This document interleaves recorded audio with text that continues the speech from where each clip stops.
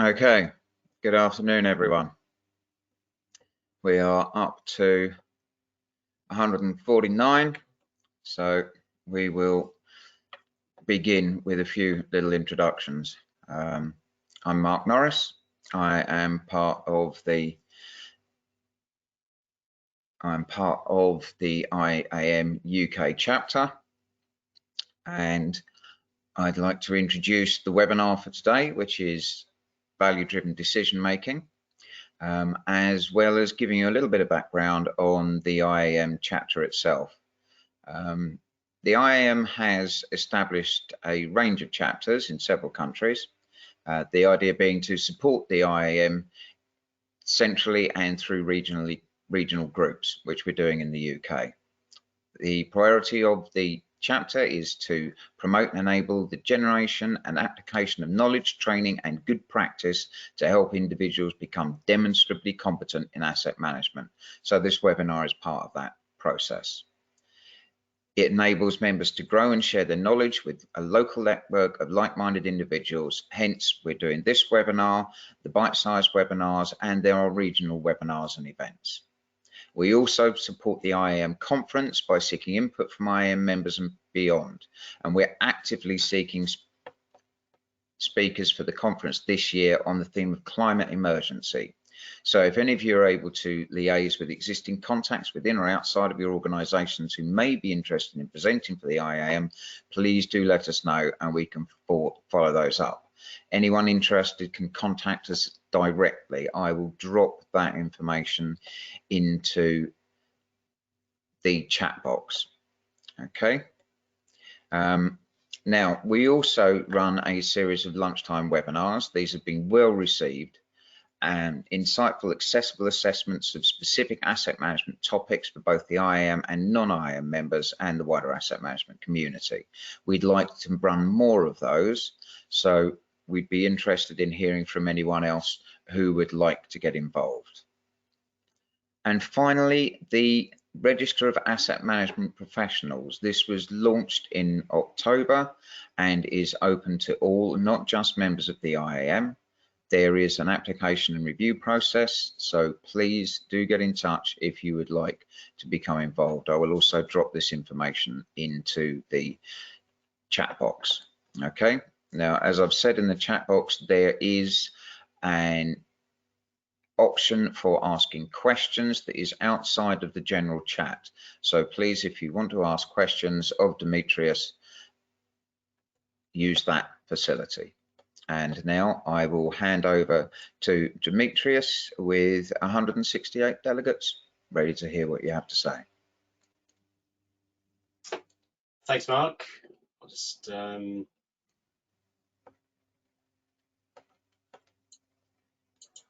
Okay. Thank you. So hopefully this should be coming up soon. There we go. Oops, wrong screen. Right. A picture of my daughter swimming. Right. So just to start off, I noticed that a few people sort of have audio issues. Obviously, the coming out and going back in again could help. Just make sure that under the audio section that you have computer audio selected for the GoToWebinar and you're not on phone call or no audio. So just a tip there. So thanks very much, Mark. Again, I'll be talking about value-based decision making. My name is Demetrius Onofrio. So I'll give a quick introduction to about me and the company before going into value-based decision making, and then rounding off the presentation, sort of presentation with some high-level case studies, just to provide a bit of a illustration of where a value-based decision making has been successfully employed. So a bit of background about me. In change to the advertised schedule, I'm actually now Director of Customer Experience Operations at Copperleaf. I started life actually in the financial services industry at Market Group, working on portfolio valuations for buy-side clients. And after doing an MBA, I joined Babcock International, where I started off firstly working in their overhead lines business before moving into the analytic solutions consultancy. And I joined Copley Technologies in mid 2018. I've been involved in various projects, including National Grid gas transmission and Network Rail.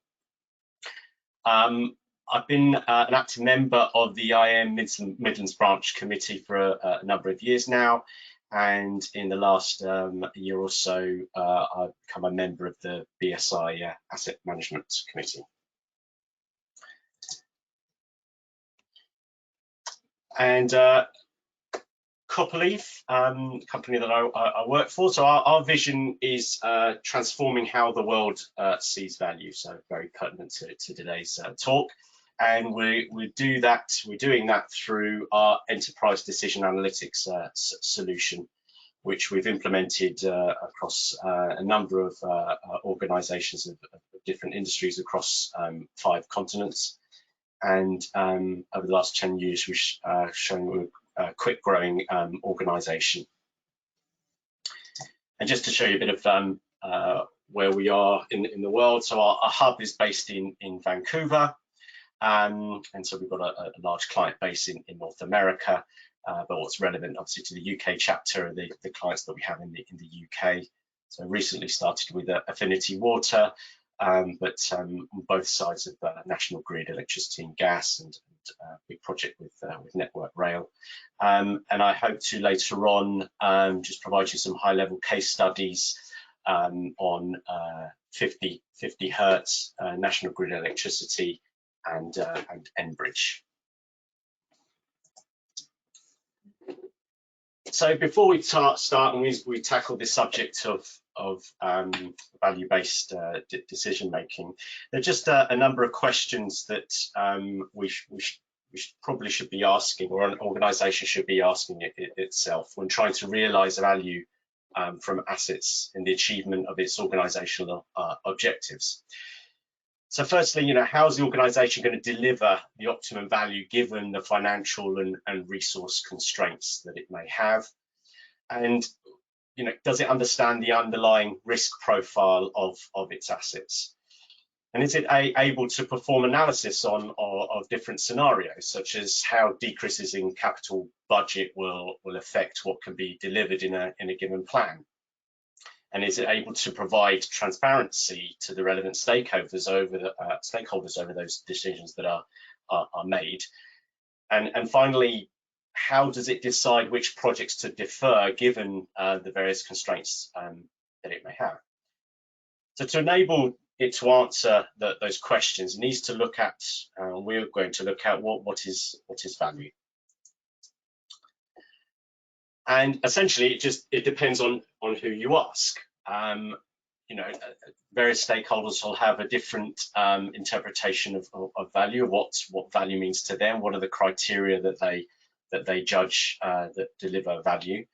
And so the challenge is, how does an organization get all those stakeholders to be speaking the same language and getting a common understanding of value? And ultimately, how do they align those decisions with the organizational strategy? And how do those stakeholders, how does the organization decide what to do now and what can wait, depending on what the value drivers are? And it can do this by developing a value framework. And a value framework can provide a common understanding of value for an organization. So the organization, so that value within the organization can be used to assess different types of investments. And so those different types of investments can be compared with a common understanding. And so this then allows an organization to determine the optimum set of investments, i.e., what are those that will deliver the greatest value to the organization given its strategic objectives. So we're looking at value here. We're looking at all the things that support a company's objectives and deliver benefit.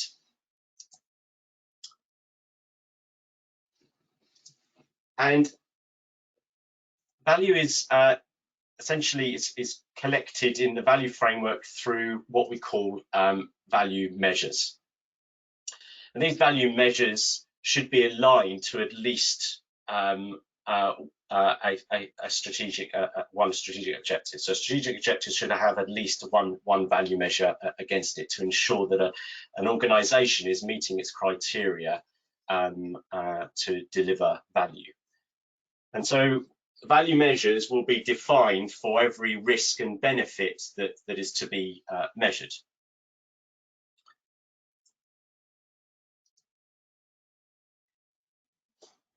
And so to try and get this common understanding of value within the organization, we need to identify the criteria that deliver the greatest value to that organization. So that's working with all the stakeholders to understand what are their drivers, what do they see as value, what are the criteria that they wish to measure.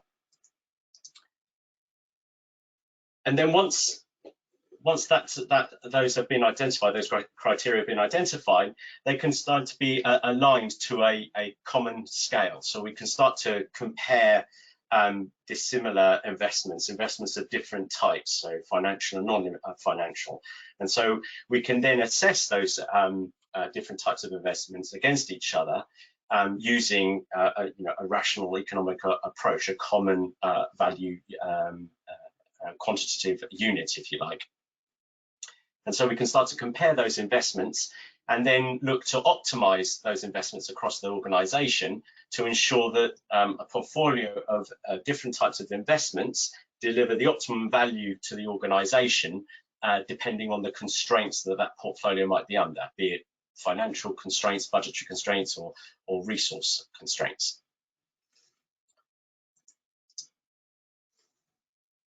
And a simple way to think about value for a specific, for say an asset is to look at a given risk over time for that asset. So this chart illustrates that if we were to do nothing to the asset, no intervention over the course of time, the baseline risk would increase over time. And then we can see here that if we were to execute and complete an investment in 2027, our outcome risk would be shown by the green line. So say here a refurbishment on this asset would reduce the risk. And so in essence, what we're delivering, the value we're delivering, is this mitigated risk here, the area between the two lines represented by these charts. And to get a common view and an understanding and compare like to like, we would then take the present value of that mitigated value so that we can compare investments.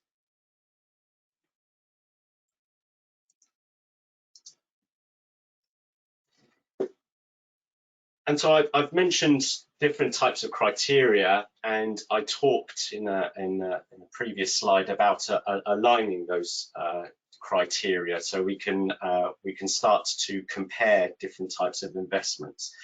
And we can do this, for example, by agreeing the different consequence levels of different value measures.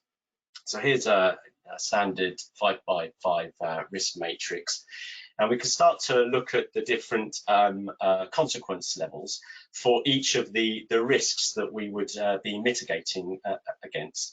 And so by defining what those consequence levels mean for each of the risks, we can start to compare the different risks with each other. And so they can develop a common understanding and ultimately a common value unit that we can use to quantify the risk of investments. So if we go into this this matrix here, so you can see various measures down the left-hand side, safety, environmental, financial, etc., and the different consequence levels across the top. And so what we can use using this matrix, we can start to evaluate different risks against each other and compare them. So for example, an investment that would deliver against a major safety consequence, such as a permanent disability, in this case could be compared with an investment that would deliver against a financial risk that would be mitigated, that's of the value between $5 million and $10 million.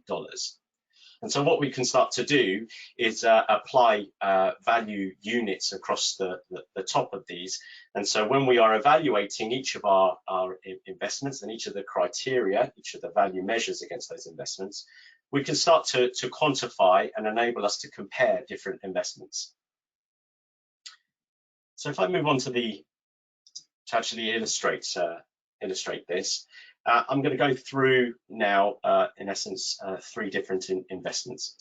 And so investment 1, this targets increased revenue, so it will deliver increased revenue if it's undertaken, and it will also provide a bit of mitigation against customer interruptions.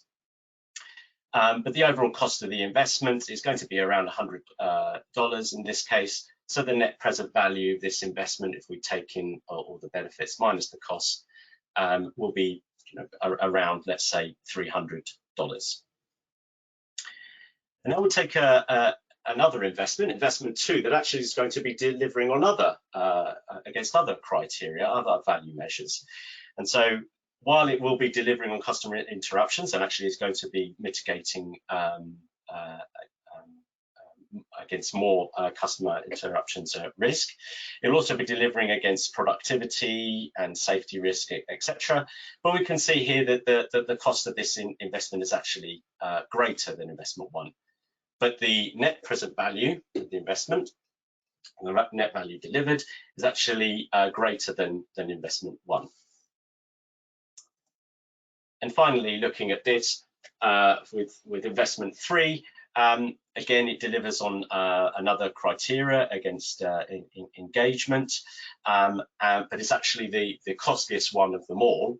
And so the net value that this investment will deliver is going to be the least out of the 3.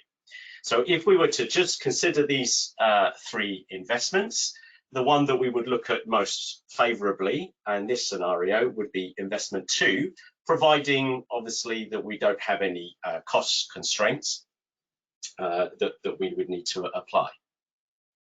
But the one thing that I'm demonstrating here is just taking investments that are just a fixed point in time. So i.e., we've decided to do investment 1 at a certain time, and investment 2 at a certain time, and investment 3 at a certain time, and we've evaluated the value based on when we stated that we are going to do these investments.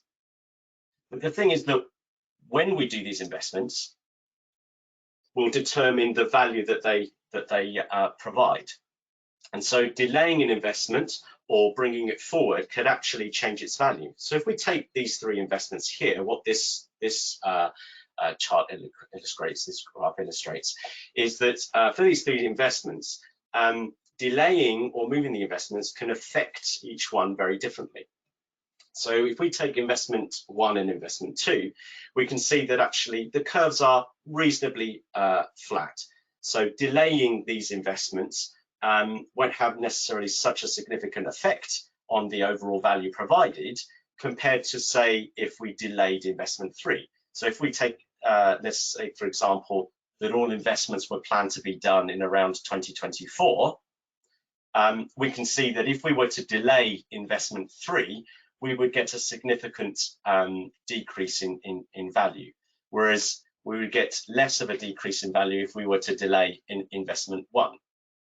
And so what an organization needs to be able to do is to look at their investments and ascertain what are the effects of actually changing when we do these investments, and how will that affect the overall portfolio value. Because all I'm dealing with here are just 3 investments, but we could be dealing with a portfolio of hundreds and thousands of investments. So it's being able to have the ability to not only be able to value those investments, but see how that value changes over time, and therefore be able to optimize that portfolio to deliver the optimum value.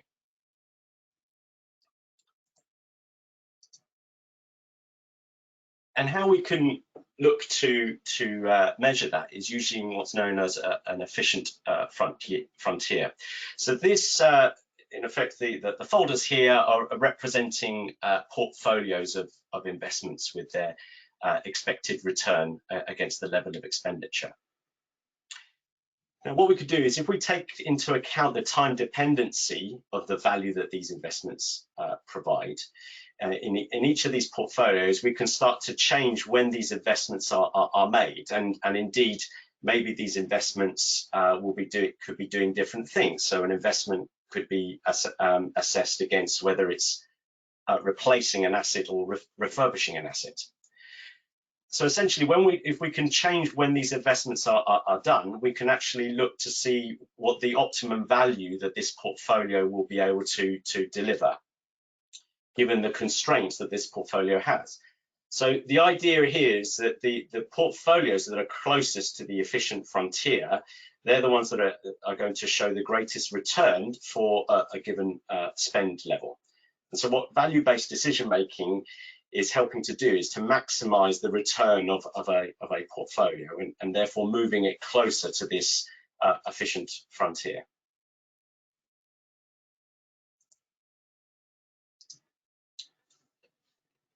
And like anything, there's a decision-making maturity, and there's a path to achieving a portfolio that gets as close as possible to the efficient frontier. So if we start off, at the lowest level, if you like, of maturity, is that essentially at this level, investments are going to be assessed based on expert opinion. And while this is obviously very important, it could also be subjective. And as we discussed at the beginning, or as I stated at the beginning, depending on who you ask, they will have assigned different importance to investments, depending on what value criteria they see as valuable. And so you do have a danger here that the person that shouts loudest is the one that's going to in effect get their investment approved. And so the next level is to try and provide a degree of quantification and a systematic process to assess these investments by scoring these investments. And obviously, the more effective this will be is when more stakeholders, different stakeholders, are evaluating these investments. But again, this is going to be, there's a degree of subjectivity here, and there's also, we are talking about fixed scores. So we're not taking into account, if the investment shifts in time, if it's delayed or brought forward, how that scoring will change. And essentially, we're only scoring against one alternative. So we are just assessing doing a refurbishment and scoring against that, for example. And so the next level up would be to actually try and incorporate a value assessments and value quantification, such that we can make time-based decisions and see how that value changes over time. And so we can look to assess an investment value depending on when that investment is delayed or brought forward. And the true benefit of that is then taking it into a value framework where we're able to assess the value that this investment provides against the organizational, achieving the strategic organizational goals. And so we are looking at the net value that this investment brings, and then we can compare it with other different types of investments using a common economic base scale. And finally, we'll look at optioneering. So this is taking into account that we can have multiple alternatives within an investment, and I touched on this earlier. So not only can we start to see the value of it, how the value of an investment changes over time, but we can see if we change the investment alternatives, change the intervention that an investment undertakes. So for example, we can assess the value of a refurbishment and a replacement against a certain asset. And so by seeing how both of those change over time, and we can then expand that out to all these alternatives against all the investments that are in a portfolio, you can see that there are many millions of calculations that could possibly be done in a portfolio of thousands of investments in order to determine what's the maximum portfolio value that an organization can achieve given the constraints that that portfolio has. And so in simple terms, we can see that a maturity scale of sort of towards the prioritization at the bottom, and then moving up to optimization and taking into account the time-based value, the change in value, and what the value that it delivers against strategic objectives to the organization.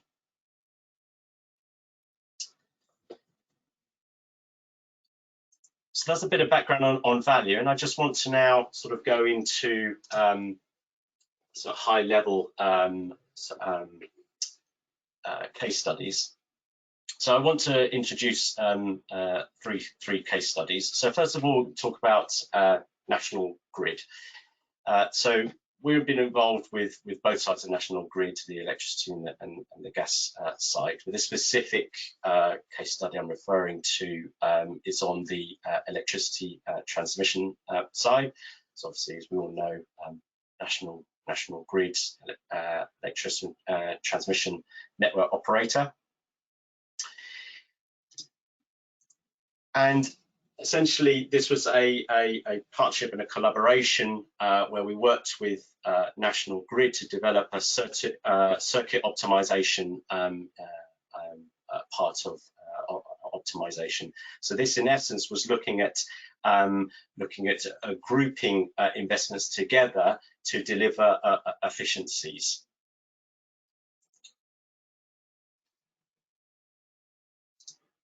So the objectives here ultimately were to bring a central risk modelling, centralised risk asset risk modelling to support the regulatory reporting. And with this risk modelling, it was to look at the regulatory period and beyond, expand it to 10 years, and look at becoming more efficient and customer focused on the asset intervention planning. So to look at where efficiencies can be achieved through assessing the value that investments will be delivered. And so the approach was to implement a copy of sleeve to look at a suite to look at optimizing investment plans, given the constraints that National Grid electricity transmission had, and to try and deliver efficiencies. And so it's looking at the full asset life cycle and adopting and implementing detailed risk models into the outage planning that could be used to determine outage periods over a number of regulatory periods. And so there was a centralized platform, the Copperleaf suite, which we worked with National Grid to develop this circuit optimization capability. And the idea of this capability was to look at interventions and see if they could be grouped together where we could deliver efficiencies. And so if you recall, I showed you the graph where depending on the investment, if we delay an investment, it could change its value. So here, essentially, what's going on is the solution was to look at investments and say, well, in isolation, they will deliver this value, and actually, if we optimize them in isolation, we may do these two investments on this particular line in 3 years apart. So it might be to work on one tower in 2022 and then on another tower in 2025.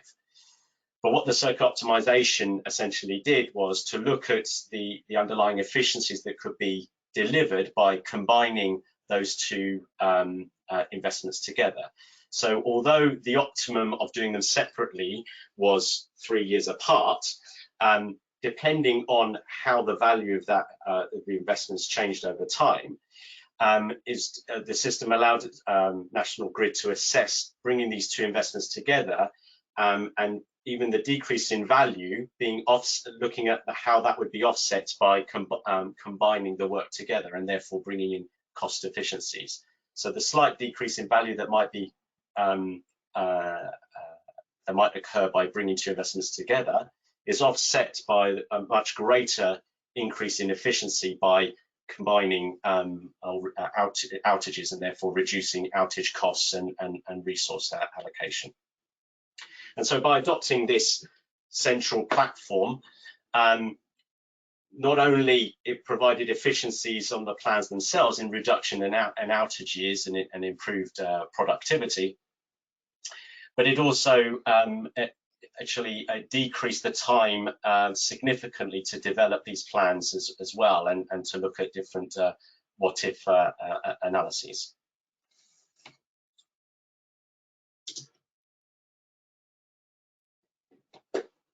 And the next company I want to look at is Enbridge. So this is the largest energy infrastructure company in North America, and you can see by the figures there how big it is, and the size of the capital projects, etc. So based on both in Canada and in the United States, and we engaged the business at an enterprise level. So Copley Suite was adopted at an enterprise level.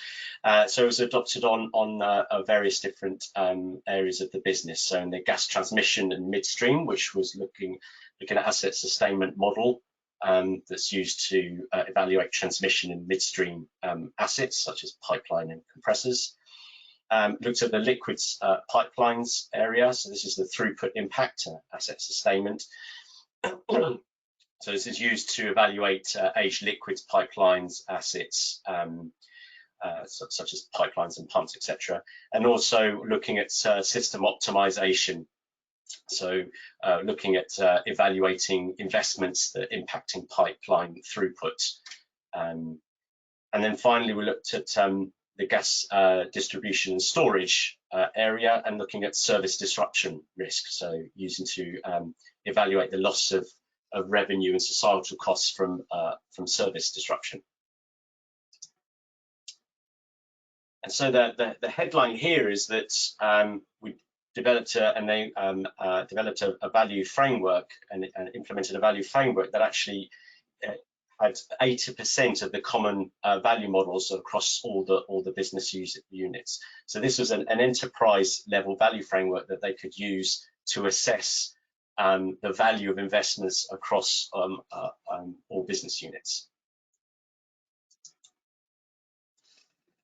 So the objectives at the outset were to look at trying to develop a consistent, transparent decision making across the business, and as I said, trying to get a common understanding of value throughout the business, and enabling the organisation to make asset management the cornerstone of its enterprise transformation decision making.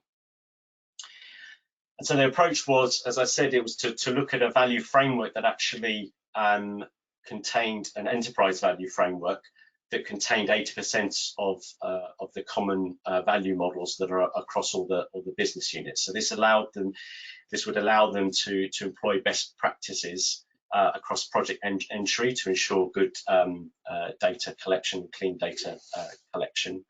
And then also they implemented an integration between the Copley Suite and their financial systems, so they could look at performance management and compare how they were performing against their baseline plan.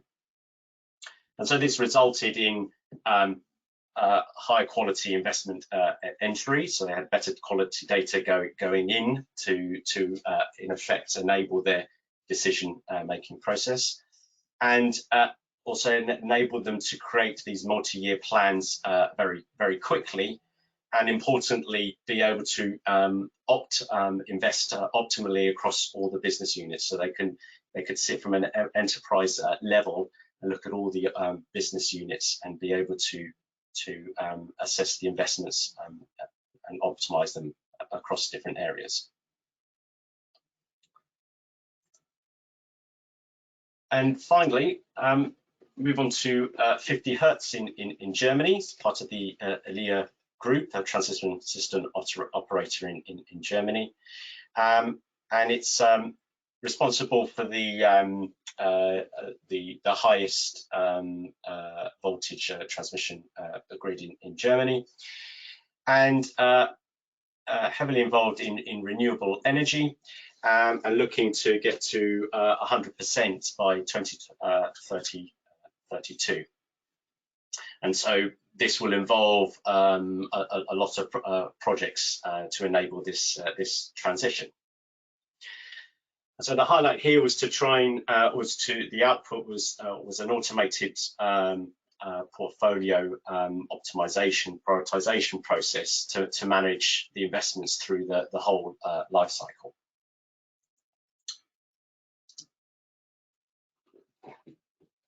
And so, as I said on the previous slide, to try and achieve this 100% renewables by 2032, there are a lot of challenges to be met due to the increased volume and the variety of projects that will come out of this, given the limited resources, capex and opex, etc. So, given the constraints that the organisation will have.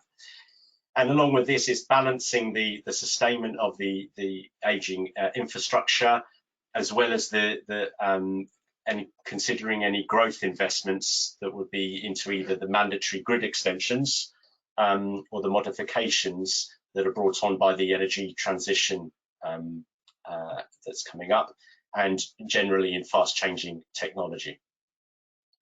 So the approach was to look at replacing a lot of these manual processes that were going on with Excel spreadsheets to provide an automated way of generating short, mid and long-term investment planning, and then look to be able to prioritize and optimize a portfolio by, again, replacing these manual processes, these Excel sheets, with optimization that's available in the Copperleaf suite, and replacing the complex revenue model that was being used was again Excel based, by employing that and having that in the Copperleaf portfolio system. And so as a result of this, they were able to improve their capacity planning processes. So looking at the planning of capacities based on the optimization of portfolios with multiple constraints, and ultimately providing a single transparent source of the truth. And so from here, that 50 Hertz were able to provide the management with proactive insights to help the decision making and steer the decision making. And ultimately, it gives 50 Hertz is giving it 50 Hertz the ability to meet their goal of creating a portfolio of projects for the next 10 years, which will address the necessary grid extension that's been required by the German energy transition, as well as also taking into account the replacement of their existing assets.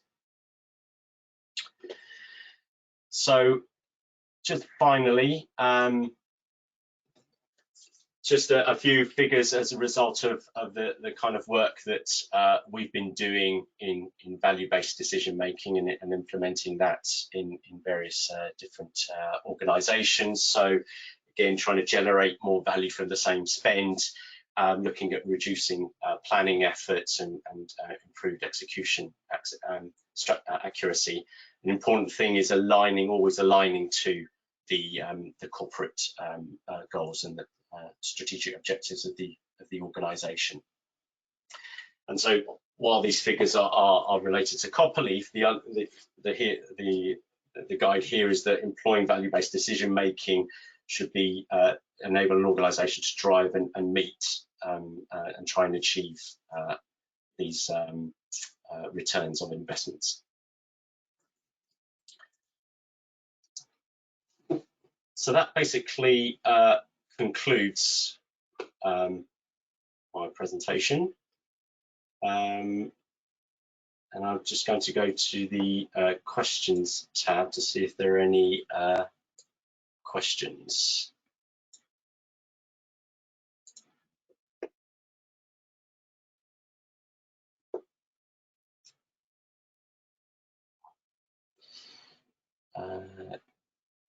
So generally, will the presentation be made available afterwards? Yes is the answer. Well,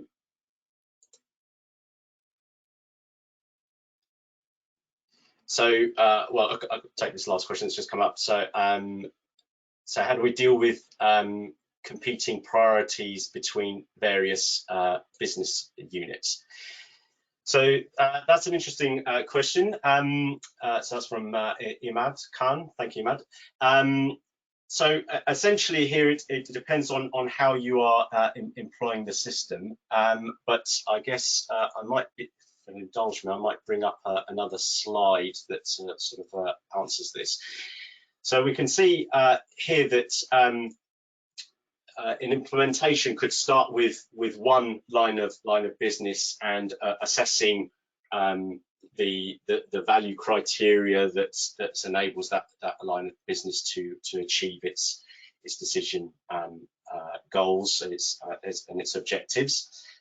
Obviously aligned to the organisation, but of course these methods, etc., and these criteria may vary in different lines of business.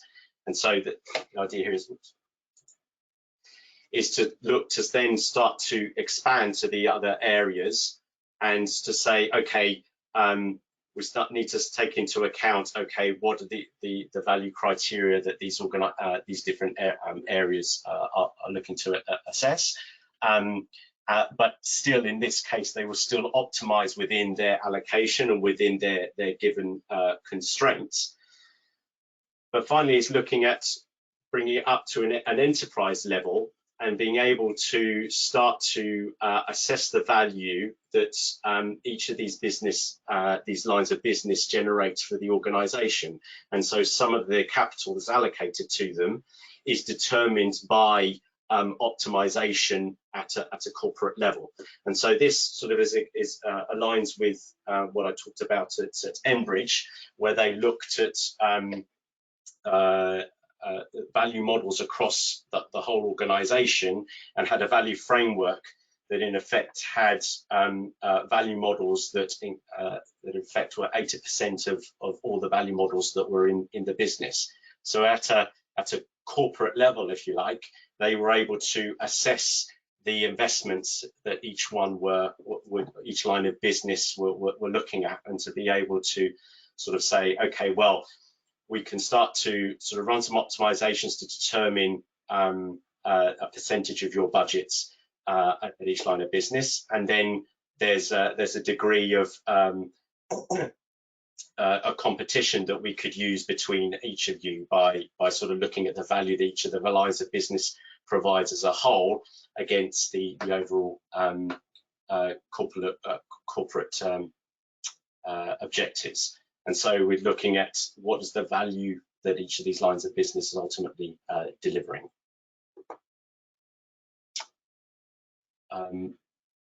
Mark, by the way, time-wise, how am I doing? Because I think you want to round up.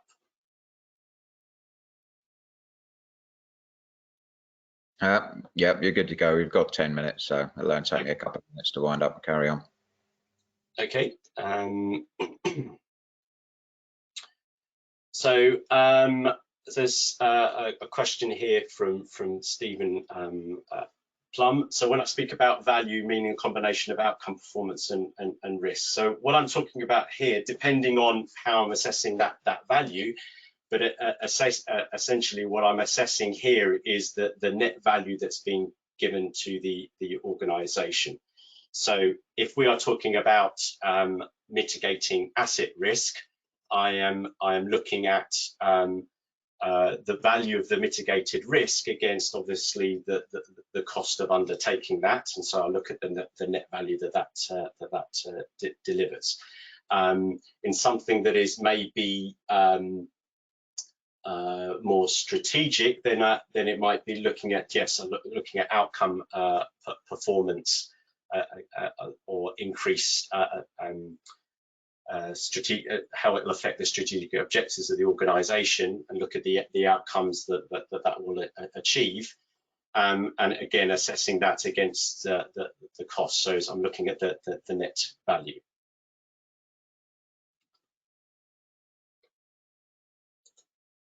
So another question here from Omar Hadri: how often do we need to reevaluate our investments, and how do we include changes in value definition with time, changes in regulations? So if I take the first one, how do we reevaluate our investment?